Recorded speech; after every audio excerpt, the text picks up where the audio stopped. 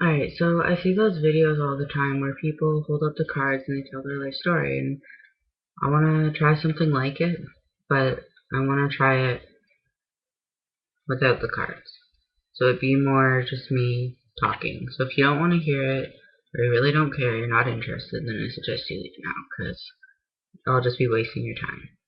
It might take a little bit to get it all out, but I'll see what I can do. So my name's Kendra, and I was born June 16th, 1995, which, ironically, is the day my dad died. When I was being born, he was rushed into the hospital and ran a stop sign, and he got hit. And he died. Not instantly, but he did die. And my mom received the news while she was in labor, which I know sounds weird, but they told my godmother who was in the room with her, and she told her. And my mom, from that exact second, pretty much despised me, everything about me, even though I wasn't even fully born yet. So she wouldn't look at me, she wouldn't hold me, and she wasn't the one to name me, which is really upsetting. And then when it was time where she could go, she had like the baby carrier thing, and she just left it, and she left. And I guess you could say she just left me behind. So my godmother had to take me home with her, and I was never breastfed, I was bottle fed. And it was for about 6 months where I lived with her and one of my older brothers, who was about 17, I think, at the time, or 18, I don't remember. And after about 6 months or 7 months, my mom came back and took me back. I don't really know why, but I guess, she cares, right? And so I went back and I was living with my mom and my sister and my other brother, and by that time my mom had already remarried. So it's not like I've ever really been without a father figure, but I can't say it was the best one. While I was there, they would fight all the time, like non-stop, and it wasn't fair to anyone in that house. And I guess it had a bit of a toll on me when I was a baby. And my brother, my oldest brother, who lived with my godmother, he was gay and he wanted to take me away, like from them, and to live back with him and my godmother. And they wouldn't let him, and I guess he's my stepdad. I always call him Dad. He harassed my brother to the point of suicide because he was gay. Now, it's a terrible thing, and I will never forget it. Although I may not remember every second because I was little, I won't forget that. And as I got older, like 1 or 2, my dad started yelling at me, and he started getting angry at me. And then he started laying his hands on me, not in a sexual sense, in like abuse sense. And my mom didn't care. She just yelled at me too. She didn't care. My siblings didn't do anything. They didn't really know. And then I got the chance to visit my godmother every weekend. And I spent as much time with her as I could, and I talked to her about things. And she tried to get me to come and live with her, but of course that wasn't fully my decision. And then when I started school, yeah, I had some cuts and bruises when I went, but I thought it was normal. In all honesty, I thought that was normal because that's what I grew up with. And then I got older and I just lived through it, went through it, and I made a lot of friends, and I was still a happy kid. I still laughed, still smiled, still lived my life, and it was okay. And then I moved just before grade 2 to a new town, a really small town actually, and then I had no one. I had no friends, and I wasn't that old, but I still thought the dysfunctional family I had was normal.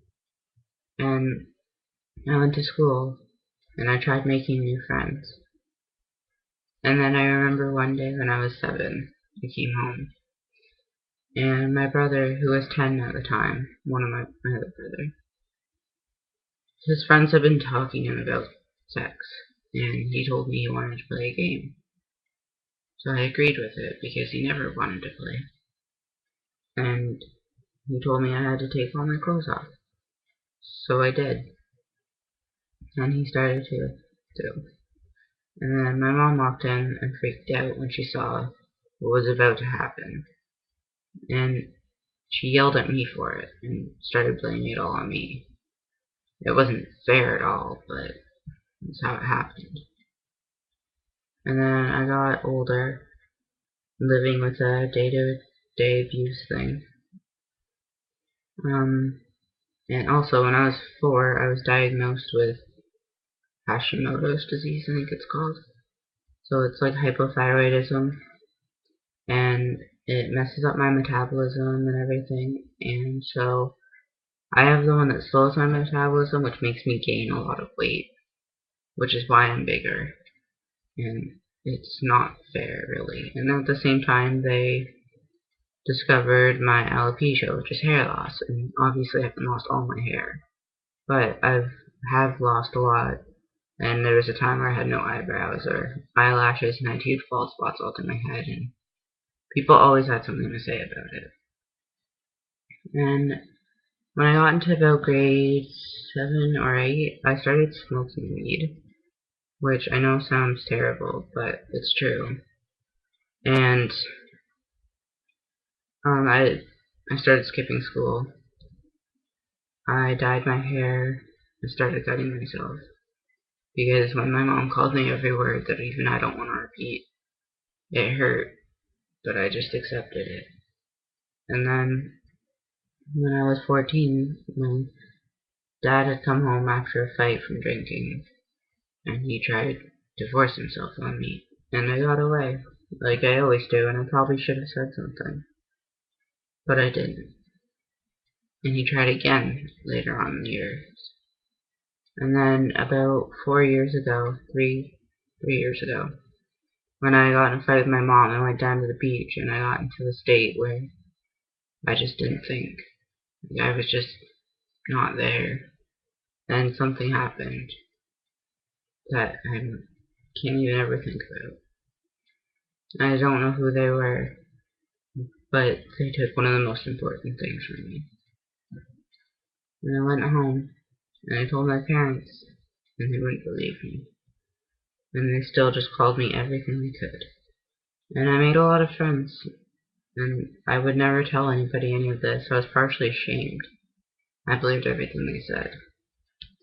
My mom never told me that my dad died. It took me a long time to figure it out, and it was actually a dream I had that caused me to ask her about it. And then she told me the truth. She told me everything. And it was the hardest thing for me to hear. And now he doesn't visit in dreams. And I know that sounds stupid and people might not believe it, but it happened, and I miss it a lot. And my godmother, who I still had spent a lot of time with and got to know really well, she killed herself by hanging herself after her husband died. And then my mom had a miscarriage of a baby not too, like, a little while ago. And I hear people make dead baby jokes and stuff, and I have a good sense of humor, but I don't find them funny. It's not funny to think a baby died. At all. It's terrible. And in near the end of grade 8, I got into a fight with a guy, the biggest guy in my grade actually. And he had threatened to rape and kill one of my best friends. So that's why it started. After that, people didn't bully me because of the fact that I beat him up. They knew I could beat them up. I'm not someone who likes to resort to violence, but sometimes things just happen. And it's for reasons not everyone can understand. About last year, I started losing almost all my friends. And I didn't really know why, but I just became the person that everyone started to push away, and nobody wanted in their life. I lost a lot of friends, like a lot of friends. and overall pretty much only one came back. And she's still my friend, but things are weird. Whether she feels it or not, they are weird, and they're hard, and they're confusing.